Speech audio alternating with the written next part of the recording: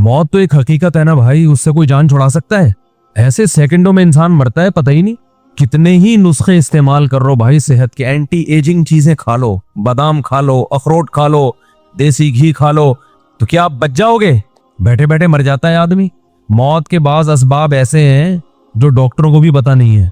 Doctor खुद एतराफ करते हैं भाई बैठे बैठे भी बंदा मर सकता है। मेरे पास एक हार्ट स्पेशलिस्ट आए मिलने के लिए।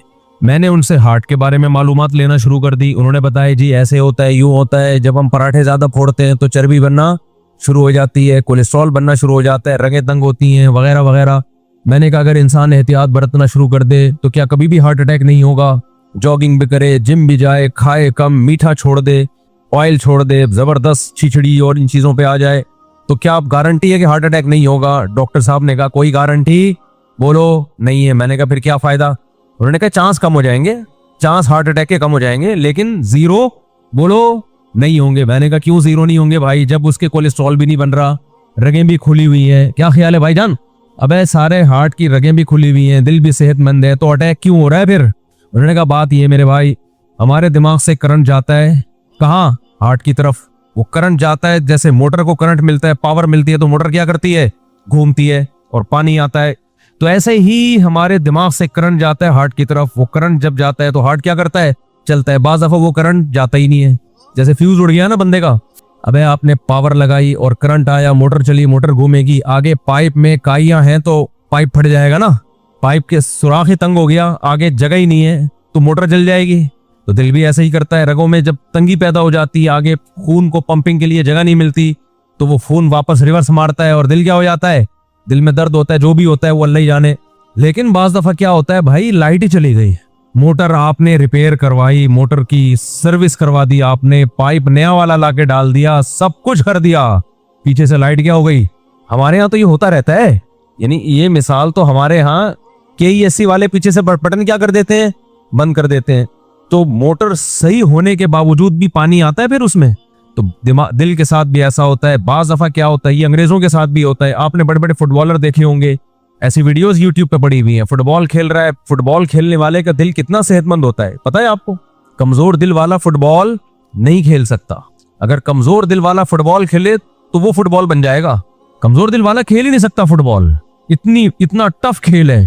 लेकिन आपने फुटबॉलर्स को देखा होगा, मैदान में खड़े खड़े हार्ट अटैक से गिर के मर जाते हैं। देखा कि नहीं देखा? तो भाई क्या है कि वो जो दिमाग से करंट आ रहा है वो थोड़ी देर के लिए क्या हो गया? डिस्कनेक्ट। अल्लाह मियाँ ने क्या कर दिया ऊपर से? अल्लाह मियाँ का भी तो एक इदारा है ना जो इलेक्ट्रिसिटी प्रोवाइड करता है, बिजली देता है हमें, वो ऊपर से अल्लाह मियाँ ने क्या कर दिया? Switch off. बैठे बैठे बंदा कल्टी, बड़ी सेहतमंद ग़िज़ाएं खा रहा था, रोजाना लहसुन फांक रहा था, सही है ना? लेकिन क्या हो गया? बे कल्टी बोलने में कुछ जा रहा है कि आप कल्टी नहीं होगे इस तरह कहने से। जब कल्टी होना होगा ना खुद ही हो जाओगे। डरो मत, मौत से डरे ना तो पहले मर जाओगे। तैयार रहो मरने के लिए, किसी भी वक्त कोई भी किसी टाइम पे मार्केट से शार्ट हो सकता है। ये दिमाग से निकाल दो कि मैं नहीं मरूंगा जल्दी। दुनिया में सबसे बड़ा बेवकूफ हुए जो ये समझता है कि ये बेवकूफ थे जो मर के चले गए कब्रिस्तान में भरे हुए हैं, मैं तो अपना टाइम पूरा करके जाऊंगा। ऐसा नहीं होता। तो अब मैं आपको चंद एक मिसालें देता हूँ डॉक्टरों की, जिससे आपको पता चलेगा कि भाई हम किस चीज से दिल लगा रहे हैं, कितने बड़े बेवकूफ हैं हम लोग। कॉन्सेप्ट ही क्लियर नहीं है हमारे। तो डॉक्टरों की मिसालें इसलिए दे रहा हूं कि कुरान और सुन्नत की मिसालें तो सुनते रहते हैं ना, उन पे तो यकीन नहीं आता, इसमें डॉक्टरों की मिसालें दे रहा हूं। तो हार्ट स्पेशलिस्ट डॉक्टर, एक नहीं कई डॉक्टरों से पूछा है, कहते हैं भाई बगैर किसी वजह के भी हार्ट अटैक हो सकता है। बैठे बैठे टैं, कोई वजह नहीं है, एक्सरसाइज भी कर रहे हो, जिम भी जा रहे हो, सारी सेहतमंद खुराकें, फिर भी मर सकता है आदमी। लेकिन चांस कम होता है, मगर होता है, खत्म नहीं होता चांस। दूसरा बड़ी बीमारी क्या है? शुगर है कि नहीं है? शुगर से भी लोग मरते हैं, गुर्दे बैठ जाते हैं, बिनाई चली जाती है, दिमाग खराब हो जाता है, पता नहीं क्या क्या होता है। शुगर तो हर जगह जाके अटैक करती है। गुर्दे गए तो डायलिसिस पे आ गए, डॉक्टर खुद बता देते हैं इतने दिन तक आपकी जिंदगी है। अब शुगर के लिए कितने सारे शुगर स्पेशलिस्ट जो है ना बड़े बड़े, उनसे मैंने राब्ते किए। मैंने कहा भाई शुगर से कैसे बचा जा सकता है? उन्होंने कहा वेट नहीं बढ़ने दो, ये करो, वही जो सेहतमंद खुराकें और बादाम, पिस्ते और अखरोट और ऑर्गेनिक चीजें, सारे डॉक्टर यही बताते हैं, भागो दौड़ो, एक्सरसाइज करो। डॉक्टर साहब क्या ये सारे काम करने के बाद गारंटी है शुगर नहीं होगी? शुगर के स्पेशलिस्ट बोलेगा गारंटी मेरे भाई, बोलो ना नहीं है। अबे फिर क्या? मैं वो वाकया बताता हूं, लेकिन अभी नहीं बताऊंगा वो वाकया। फिर भी गारंटी नहीं है, वजह क्या है भाई?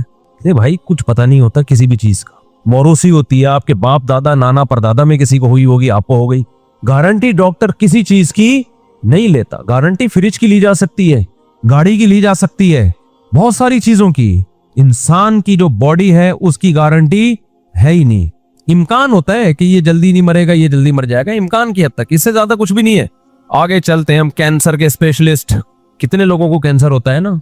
कैंसर के स्पेशलिस्ट से मेरी कई दफा मुलाकात हुई और वो स्पेशलिस्ट भी मामूली स्पेशलिस्ट नहीं है, जो कैंसर के स्पेशलिस्ट को पढ़ाते हैं, यानी स्पेशलाइजेशन करवाते हैं कैंसर में। और यूरोप के एक दफा मुलाकात के लिए आए। मैंने कहा डॉक्टर साहब आप जो मुझसे पूछने के लिए आए वो बाद में पूछना, पहले मैं आपसे कुछ चीजें पूछना चाहता हूँ। कैंसर से बचने के लिए क्या करना चाहिए, ये मैं सेहत पे आपको रिपोर्टें पेश नहीं कर रहा। आप कहें मुफ्ती साहब क्या शुगर, कैंसर, और ये तो डॉक्टरों का काम है भाई, ये डॉक्टरों से पूछो। मैं तो आपको मेडिकल साइंस की रिपोर्टों से इबरत दिला रहा हूं कि अल्लाह रसूल की बातों से इबरत नहीं होती, डॉक्टरों से ही पूछ लो, इबरत हो जाएगी। ये दुनिया दिल लगाने की जगह बोलो नहीं है, ये 4 शादियों की जगह है बस, ताकि दिल लगे ही नहीं यहाँ पे। ये 4 शादियों से भी मुसाफिर खाने का एहसास पैदा होता है, पता है आपको। लोग समझते हैं 4 शादियां ये दुनिया की मोहब्बत की अलामत है, हकीकत है दुनिया के मुसाफिर खाना समझने की अलामत है। 4 शादियों वाले का कोई घर होता ही नहीं है, एक दिन यहाँ तो दूसरे दिन वहां, फिर तीसरे दिन वहां, चौथे दिन वहां। एक साहब ने मुझसे कहा ना, मेरे वो बड़ा लतीफा हिट हुआ था। मेरी 2 घर वाले थे, तो मैं एक गुलशन इकबाल में, एक हॉक्सबी रोड की तरफ, कितना फासला था ना। तो एक स्टेट एजेंट थे मेरे दोस्त, मैं एक दिन यहाँ तो दूसरे दिन बस में बैठ के जाता था मैं, वो हॉक्सबी कितना दूर, 1.5 घंटा लगता था। उन्होंने कहा मुझे आप पे बहुत तरस आता है, एक दिन यहाँ अगले दिन वो उधर। कहते ना धोबी का कुत्ता, ना घर का ना घाट का, कोई ठिकाना ही नहीं है। मैंने कहा तरस मुझे आप पे आता है, एक दिन वहां, दूसरे दिन भी वहां, तीसरे दिन भी वहां, 10 साल हो गए वहां, 15 साल हो गए वहां। हमने कहा हम तो एक दिन यहाँ तो दूसरे दिन कहाँ है, वहां है। फिर मैंने उनको बताया कि दुनिया मुसाफिर खाना है, इसमें मुसलमान का कोई ठिकाना नहीं। ये घर वर की मोहब्बतें, चारपाइयों से, पलंगों से, दीवारों से, ये उन लोगों का काम है भाई जो दुनिया से मोहब्बत करते हैं। हमारा तो कोई पलंग ही नहीं है, कोई पता नहीं होता आज कहाँ सोना है हमने। रिपोर्ट आ जाती है आज फला जगह की बारी है, चल भाई। मुसलमान का कोई घर, दरो दीवार, ईंटें बोलो नहीं होती। ईंटों से मोहब्बत, पलंगों से मोहब्बत, बिस्तरों से मोहब्बत, ये उन लोगों का काम नहीं है जो दुनिया को मुसाफिर खाना समझते। आपको पता है 2 पैगंबरों ने अपनी कौम को ये नसीहत की थी, सालेह अलैहिस्सलाम ने भी, हूद अलैहिस्सलाम ने भी।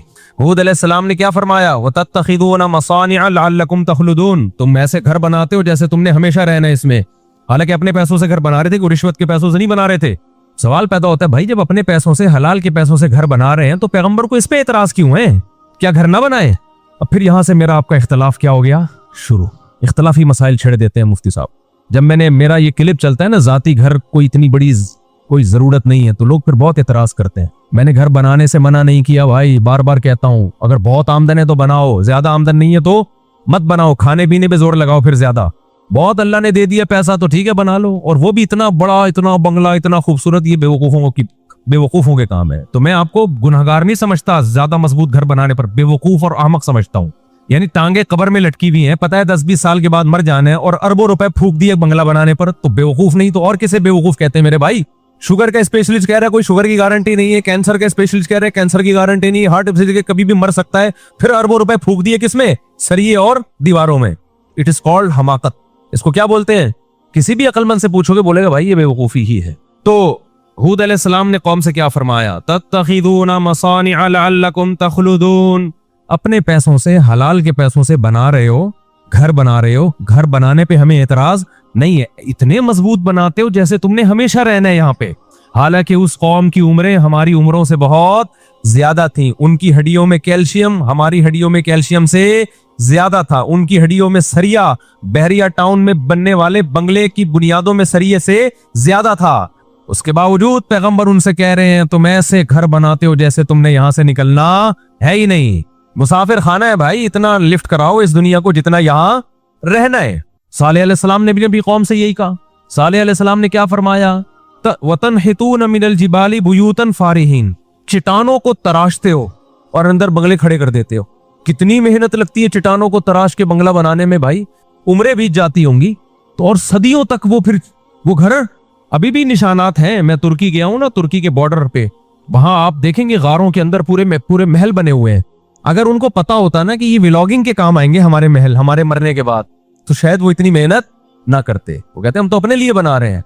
50-50 साल लग जाते होंगे उस महल को तैयार करने में। जिंदगी में कितने साल रह जाते, 20-30 साल रह जाते थे। कहते बच्चों के लिए बना रहे हैं, तो बच्चों के लिए आप प्रॉपर्टी लेके डाल दो। अगर अल्लाह ने बहुत पैसा दिया, या घर लेके डाल दो, लेकिन ये जहन में रखो कि जब ये बड़े होंगे ना, ये यहाँ रहेंगे नहीं। अगर बच्चे माँ बाप के घर में रहते ना, तो हम सब आदम अलैहिस्सलाम और अम्मा हुआ के घर में रह रहे होते अभी। क्या ख्याल है भाई? नहीं यार, ये बात मेरा ख्याल है ऊपर से गुजरना शुरू हो गई।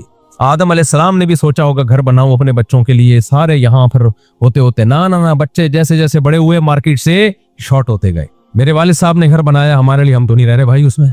कौन रहता है भाई? सब कोई जॉब होती है, कोई कहाँ चला जाता है, कोई किधर चला जाता है, तो इतनी टेंशन ना लो। बच्चा के लिए अल्लाह ने वसाइल दिए तो छोड़ के जाओ, लेकिन ये जहन में रखो बच्चा 2 हाथ और 2 पांव लेके आता है। अल्लाह ने कुछ उसको भी कहा है कि तू भी कुछ हाथ पांव मारेगा, तो लिहाजा बच्चों की ज्यादा टेंशन लेके वक्त से पहले कब्र में मत जाओ। तवक्कुल करो, अल्लाह पे एतमाद करो। ये 2 हाथ और 2 अदद पांव लेके आया है, बगैर हाथ पांव के नहीं आ गया। ये 2 हाथ और 2 पांव अल्लाह ने पेट एक दिया है, और 2 हाथ में 10 पेटों को भरने की सलाहियत दी है। समझते हो? ये कमा ज्यादा सकता है, जितना खाएगा उससे 10 आदमियों का ज्यादा कमाएगा ये।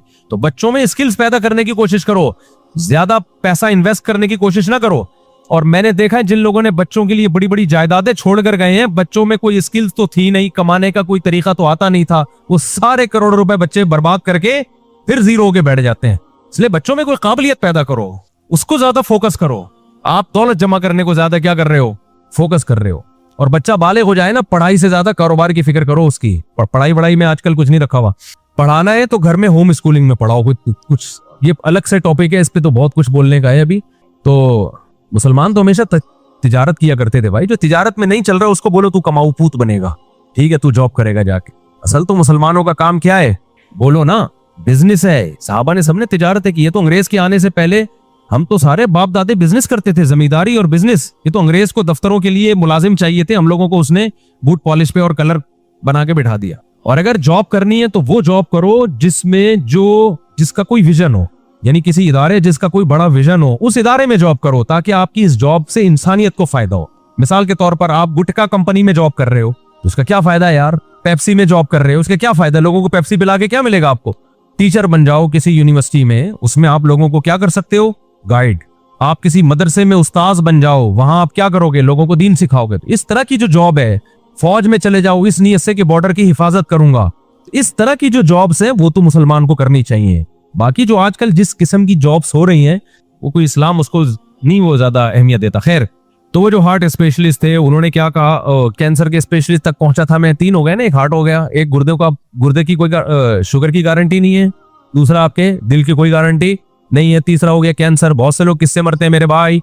बोलते क्यों नहीं? कैंसर से। तो कैंसर के बहुत बड़े स्पेशलिस्ट मैंने उनसे पूछा, डॉक्टर साहब जरा बताएं, आजकल कैंसर बहुत ज्यादा फैल रहा है, इससे कौन से असबाब ऐसे हैं जिनको हम इख्तियार करेंगे तो कैंसर से बचेंगे? उन्होंने बताया, भाई सबसे ज्यादा जो चीज कैंसर का जरिया बनती है, मोटापा। क्या चीज बनती है? बोलो ना। आप जितना खा रहे हैं आपकी एनर्जी उतनी यूटिलाइज नहीं हो रही, इस्तेमाल नहीं हो रही। इनपुट ज्यादा है, आउटपुट क्या है? कम है। इनपुट 3-3 पराठे हैं, आउटपुट क्या है?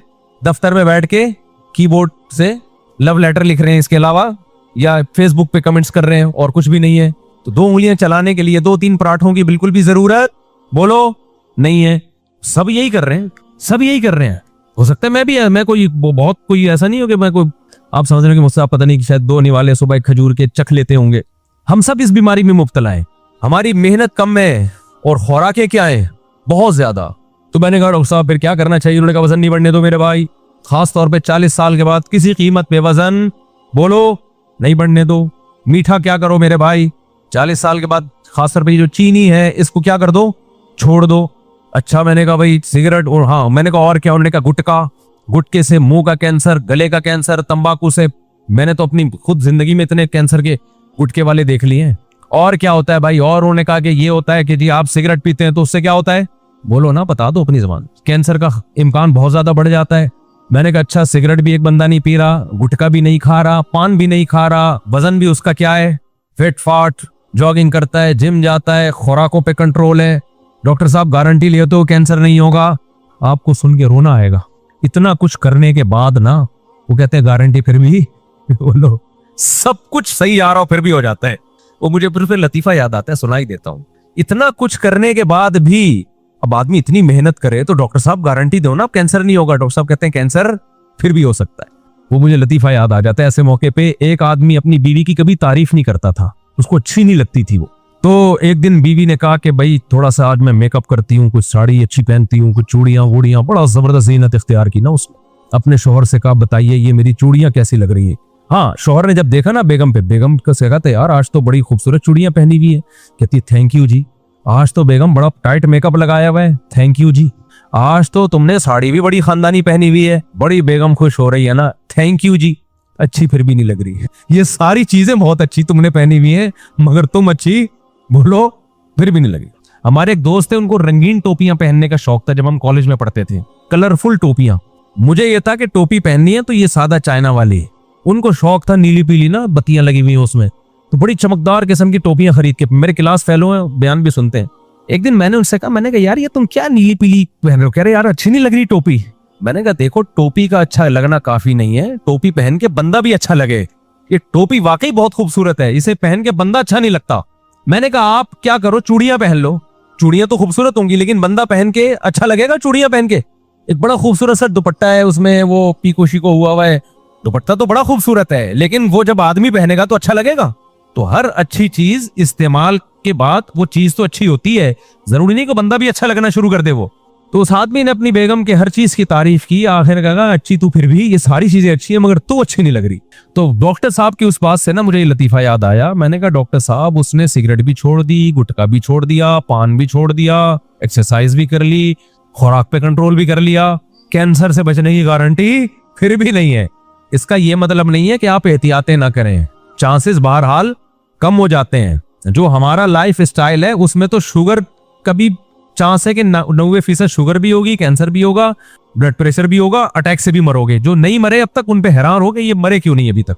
तो मैं ये नहीं कह रहा कि आप एहतियात ना करें, लेकिन गारंटी डॉक्टर साहब की तरफ से मेरे भाई बोलो कोई भी नहीं। और इससे आगे चल के एक और बात करता हूं मैं, अगर डॉक्टर गारंटी ले भी ले, डॉक्टर कहे भाई तेरा लाइफ स्टाइल इतना खानदानी है ना, ओहो, कि अभी WHO की एक रिपोर्ट आई है कि जिसका ऐसा लाइफ स्टाइल होगा उसके बारे में WHO की तरफ से गारंटी है कि ना इसको कभी शुगर होगी, ना ब्लड प्रेशर होगा, ना इसके गुर्दे कभी खराब होंगे, ना इसको हार्ट अटैक होगा, ये 150 साल जिएगा। ये बिल अव्वल तो ऐसी कोई गारंटी है नहीं।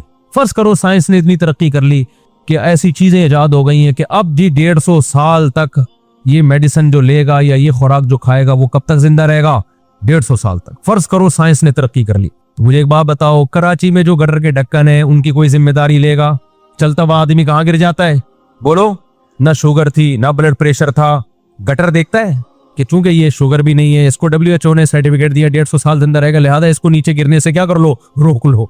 ट्रक वाला जब ट्रक चला रहा होता है वो ये देखता है कि ये सेहत के सर्टिफिकेट लेके घूम रहा है या नहीं घूम रहा, वो कुचलता हुआ बोलो जाता है। कोई गारंटी नहीं है भाई। आप कह सकते हो ये हादसा, अमेरिका में तो गटरों के ढक्कन होते हैं, चलो हम अमेरिका चलते हैं, वहां जाके रहेंगे, वहां ये हादसा का चांस कम है भाई। वहां जब हादसा होता है तो होलसेल के हिसाब से पब्लिक जाती है। यहाँ तो एक बंदा मरेगा दूसरा सुधर जाएगा कि सड़क पे चलो ही नहीं, ट्रक मारता है। जापान में ट्रेन कितनी जबरदस्त, जापान ने ट्रेन की टेक्नोलॉजी में तरक्की की है, लेकिन ट्रेनें वहां भी उलटती हैं। और जब जापान की ट्रेन उलटती है ना तो 500 किलोमीटर फी घंटा जो हमारी ट्रेन उल्टेगी ना, उलटने से पहले आप छलांग लगा सकते हो। हकीकत है, इतना चांस देती है वो, क्योंकि ऐसे छकाछक चल रही होती है और खड़खड़ खड़खड़ की आवाजें आती है, पहले इंजन हिलता है, ट्रेन, आपको अंदाजा हो जाता है कि भाई कुछ ज्यादा ही हो गया आज। बहुत मौका मिलता है कि भी छलांग लगा ले तू।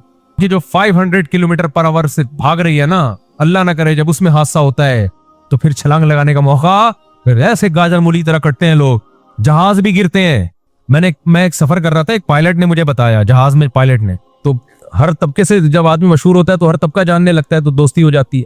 एक आपको दिलचस्प वाकया बताऊं, मैं सऊदीया जा रहा था तो एक खुशबू मैंने बड़ी खानदानी लगाई हुई थी, तो एयर होस्टेस को वो खुशबू बड़ी पसंद आ गई मुझसे डायरेक्ट। तो उसने शर्म की वजह से कहा नहीं, जो स्टीवर्ड होता है ना उसको बोला कि मुफ्ती साहब ने कौन सी खुशबू लगाई हुई है, ये बड़ी जबरदस्त खुशबू है। तो मैंने जेब से निकाल के उसको दिखा दी ये वाली खुशबू लगाई हुई, और फिर मैंने जेब में डाल दी। अच्छा, मुझे तो जहन में ही नहीं रहा कि ये बेचारी मांग रही है खुशबू या क्या, मेरे दिमाग में वाकई ये बात नहीं आई।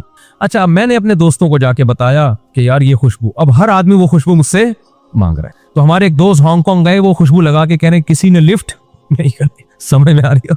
नहीं आई मेरा गलबा। बहुत गहरी बात कह गया मैं, बहुत गहरी बात कह, जल्दी समझ में नहीं आती। ये बिल्कुल ऐसे ही है कि कुछ लोग जा रहे थे तो ग्रुप की शक्ल में ना उन्होंने कहा अगर किसी नामहरम औरत पे नजर पड़े तो इस्तिगफार पढ़ना है, अस्तगफिरुल्लाह अस्तगफिरुल्लाह। अचानक इस्तिगफार की आवाज आई, सबने बोला कहाँ है भाई, कहाँ है? समझ रहे?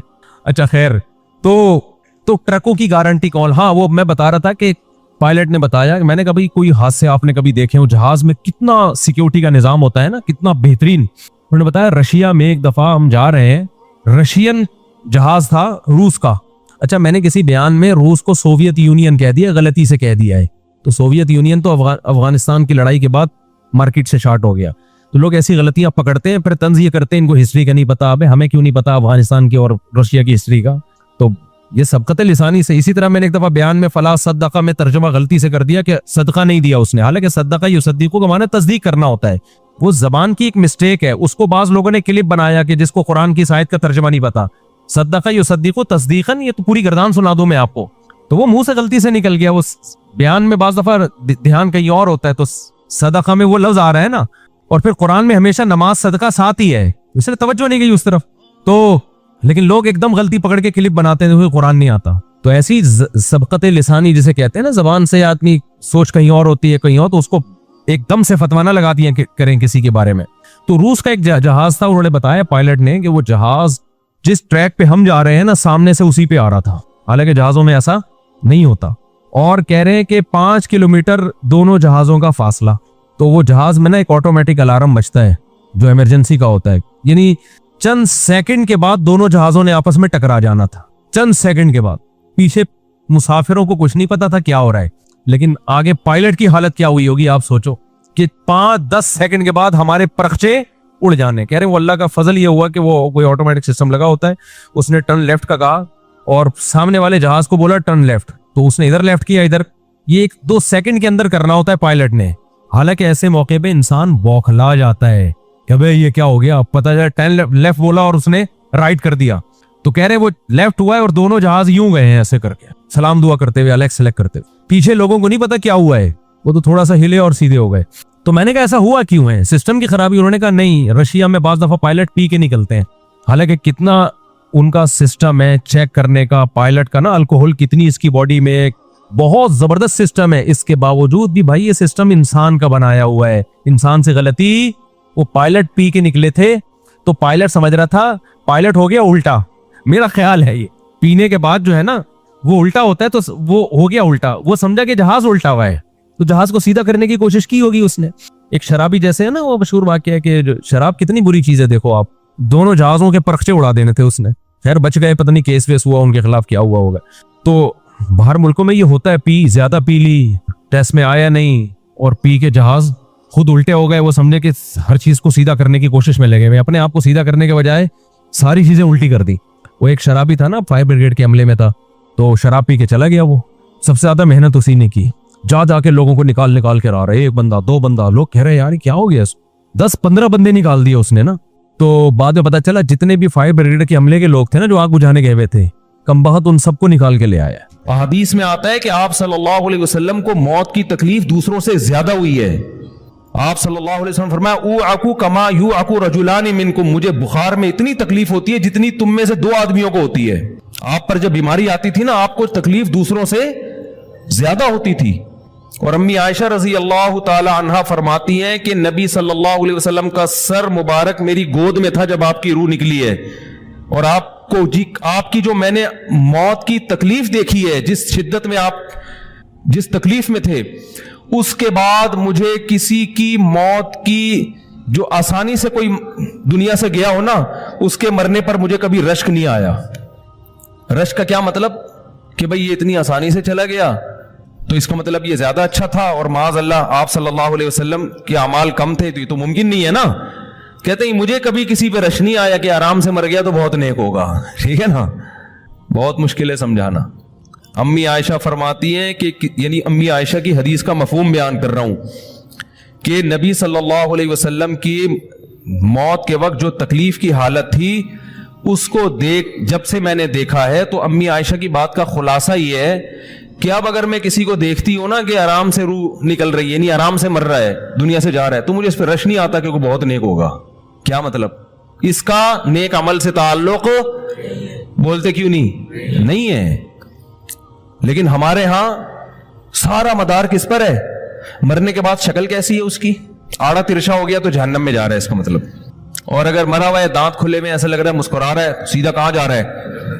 ओ भाई, अगर खुदा न ख्वास्ता कोई लकवे का मरीज था, कोई फालिज का मरीज था, वो तो मरेगा तो उसका तो बेचारे का होगा, थोड़ा सा चेहरा भी टेढ़ा हो सकता है, कुछ भी हो सकता है, नेक लोगों का भी हो सकता है। तो मदार किस पर है? आमाल पर। और नेक लोगों को बाज दफा मौत के वक्त डबल तकलीफ दी जाती है। एक तो इसलिए दी जाती है, या तो इसलिए कि कोई गुनाह इनका बाकी रह गया होता है।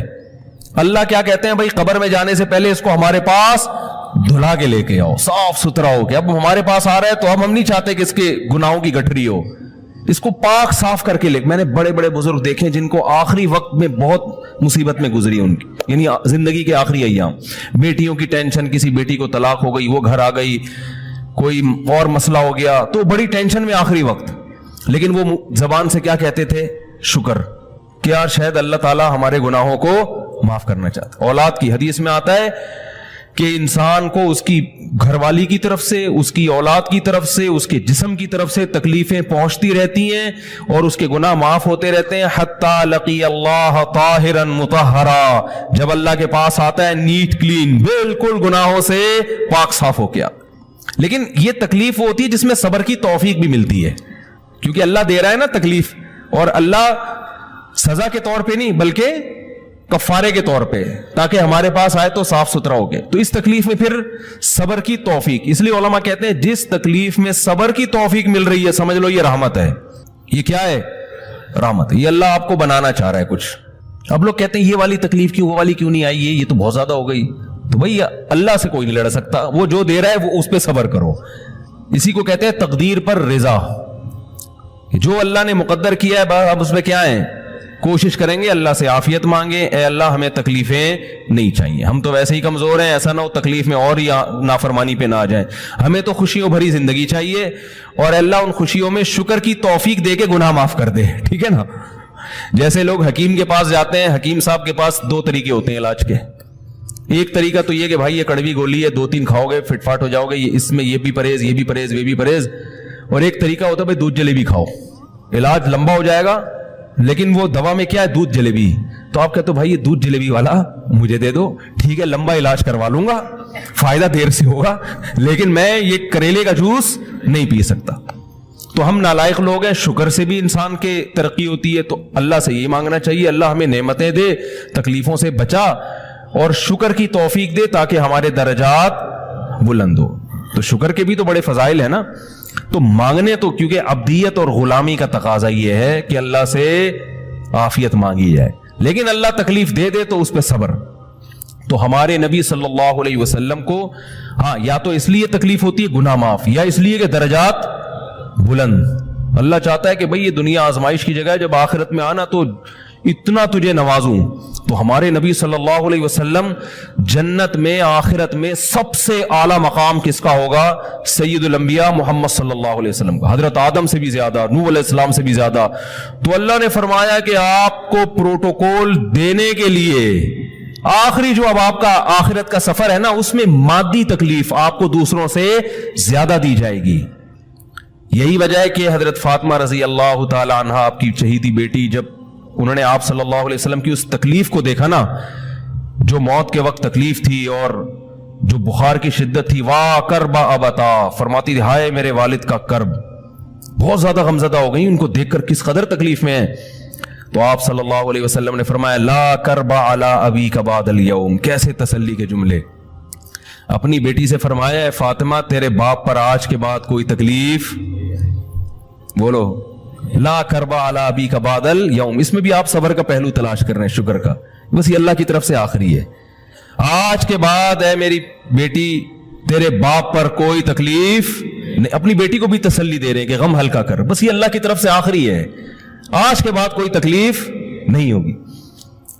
तो हमारे यहां वो बेचारा तकलीफ से जा रहा है, तो यार देखा आ गया ना सामने, लोग कह रहे हैं ये देखा, हम तो कहते थे बंदा ही 2 नंबर है, अब आ गया ना। ठीक है ना? तो देखो कैसे मर रहा है। और पैगंबरों को तकलीफ तो दी जाती है, लेकिन कोई ऐसा ऐब नहीं होता, ऐसी बीमारी नहीं होती जो लोगों में मायूब समझी जाती हो। ये नहीं होता, क्योंकि पैगंबर अल्लाह के कासिद हैं, तो अल्लाह उनको हर लिहाज से उम्मत को ये बताना चाहते हैं ये मेरे रसूल हैं, ये मेरे सफीर हैं। तो कोई भी ऐसी चीज जिसकी वजह से लोगों को उनसे नफरत हो, या तबई नफरत जो इंसान के इख्तियार में नहीं होती, तो अल्लाह ऐसी बीमारी और ऐसी तकलीफ से बचाते हैं उनको। समझ में आ रही है बात? लेकिन उम्मती को ऐसी तकलीफ हो सकती है।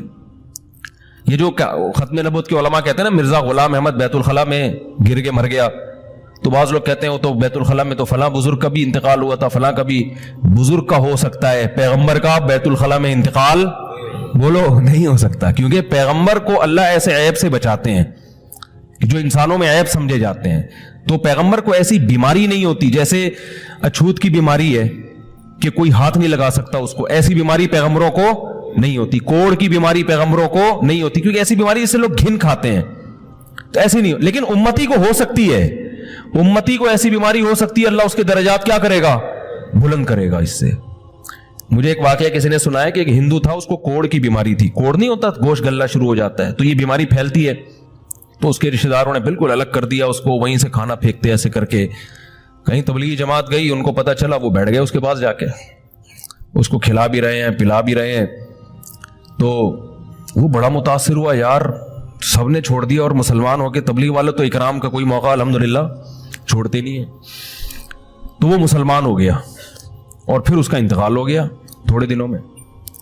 अब देखो अल्लाह ने जो उसको कोढ़ की बीमारी में डाला, ये बीमारी उसके लिए रहमत बन गई कि नहीं बन गई? तो कुफर की हालत में कोई अच्छा काम किया होगा उसने, उसके बदले में अल्लाह ने उसको क्या दे दिया, कोढ़ की बीमारी। अब दुनिया कहेगी यार आम काफिर जो अच्छे काम नहीं करते वो तो फिटफाट घूम रहे हैं, और ये थोड़ा बहुत ख्याल करता था, इसको अल्लाह ने क्या दे दिया भाई? इसको दिया इसलिए कि अल्लाह को पता है कि जी कोढ़ में होगा तो तबलीग वाले आएंगे, इसकी आओ भगत करेंगे और ये क्या हो जाएगा, इस्लाम में दाखिल हो जाएगा।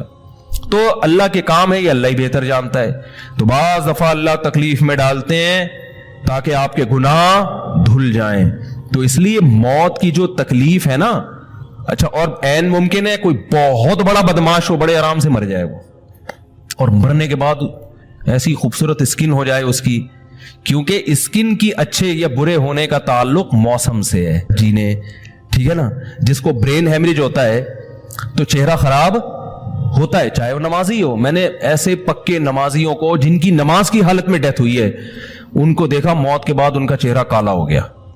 ये बुरी बात नहीं थी, ये काला इसलिए हो गया कि ब्रेन हेमरेज हुआ, रग फटी है तो ब्लीडिंग होना, और हार्ट अटैक भी हुआ फिर उनको। तो डॉक्टर कह रहे थे इनको जल्दी दफनाओ, क्योंकि ये बहुत जल्दी इनका जिस्म खराब हो जाएगा। हालांकि फिर मैंने ख्वाब में उनको जन्नत में भी देखा सही है ना। तो खाम खमाना लोगों ने ये चीजें बनाई हुई, तभी मैयत को छुपाने का हुक्म है, क्योंकि इकराम करना है ना, तो चेहरा मरने के बाद बिगड़ना शुरू होता है। ये हर एक का होगा, चाहे नेक हो चाहे बुरा, तभी तो हुक्म है कि इसको जल्दी दफन करो, क्योंकि इसकी तौहीन है अब लोगों के सामने रखना। और हमारे क्या हो रहा है, बाकायदा मुर्दों के साथ सेल्फियां चल रही हैं, नाक में रुइयां ठोसी हुई हैं और वीडियो बन रही है और जियारत हो रही है, लाइन लग लग के पब्लिक देख के जा रही है। क्या जाहिलाना रस्म है यार, क्या जाहिलाना। मैयत में और दुल्हन में फर्क होना चाहिए। दुल्हन की मुंह दिखाई होती है, वो महल्ले पड़ोस की औरतें आती हैं, भाई दुल्हन आई है, ब्यूटी पार्लर सर के देख रही हैं, तो मुर्दे और दुल्हन में इतना तो फर्क करो, मुर्दे की भी रूनुमाई हो रही है। तो ये गलत रस्म है। इंतकाल हो गया, फौरन चेहरे पे कपड़ा। हाँ, जो उसके बहुत करीबी लोग हैं, करीबी लोग ऐसा होते हैं कि अगर वो बदबू आ भी रही हो, चेहरा बिगड़ भी जाए, उनको नफरत नहीं होती। बेटे को अपने बाप से नफरत नहीं होगी, चाहे जैसा भी हो, चेहरा जैसा भी बिगड़ जाए। वो कहेगा यार मेरा इसका रिश्ता खूबसूरती की बेस पे थोड़ी है। लेकिन अजनबी लोग जब उसको देखेंगे तो चेहरे के बारे में तबसरे भी करेंगे। और एक साहब का इंतकाल हुआ, मैंने कहा जल्दी दफनाओ, चेहरा ना दिखाओ। तो उन्होंने कहा लोग कहेंगे यार लगता है कुछ चेहरा बिगड़ गया इसलिए छुपा रहे हैं। मैंने कहा अब तो और छुपाना चाहिए, इसलिए कि जिसका बिगड़ जाए उसको तो छुपाएंगे तो फिर लोग यकीनन कहेंगे बिगड़ा हुआ चेहरा है। तो इस रस्म ही को खत्म कर देना चाहिए। इंतकाल हुआ, फौरन चेहरे पे कपड़ा। हाँ, बीवी देख सकती है अपने शौहर को, या बेटे हैं, या इस तरह जो भाई बहन है करीबी, वो देख लें। बाकी पब्लिक से छुपा के उसको फौरन क्या करो, दफन। अब तो कब्र में जाके भी दिखा रहे होते हैं। ये अजमियों की गंदी रस्म है, बुरी रस्म है। गंदी का लफ्ज मैंने थोड़ा सा ज्यादा सख्त इस्तेमाल किया, लेकिन मुझे इससे ज्यादा हल्का लग नहीं रहा कोई लफ्ज। अरब में ऐसा नहीं होता। सऊदी अरब में जो है ना, अरब लोग बहुत सी चीजों में अभी भी इस्लाम के बहुत करीब हैं, बड़े खान। हम लोग चूंकि हिंदुओं के साथ ज्यादा रहे ना इंडिया में, तो बहुत सी चीजें हमने वहां से क्या ली हैं जो मजहबी लोगों में भी आई हैं। अरब में ये सिस्टम नहीं मिलेगा आपको। अरब में जब तक जिंदा है एहतराम, अदब, तमीज, इंतकाल हो गया फौरन से पहले दफनाया, कब्र पे तख्ती भी नहीं लगाते। वो जायज है तख्ती लगाना, लेकिन वो भी नहीं लगाते। कह रहे हैं अब इसको तख्तियों की जरूरत नहीं है, अब दुआओं की जरूरत है। दुआएं होती रहती हैं अब्बा के लिए, और सदकात व खैरात करते हैं, ऐसा सदके करते हैं अरब के आपकी सोच होगी। ऐसी सखावत है अरबों में, अपने अब्बा के लिए, अपनी अम्मा के लिए दुआएं करते हैं। वो मैंने बताया ना, एक वाकया मैंने बहुत पहले सुनाया था। जद्दा में मैं किसी के यहाँ ठहरा हुआ था, सऊदी अरब में, पाकिस्तानी थे वो किसी अरब के साथ 30 साल से मुलाजमत कर रहे थे। अरबों का ना आपको एक पहलू दिखाया जाता है मीडिया पे, जो अच्छा पहलू है वो नहीं दिखाया जाता। जो इस्लाम की वजह से उनमें खूबियां हैं वो नहीं दिखाया जाता। तो एक अरब शेख था जिसकी, हाँ ये मुलाजिम।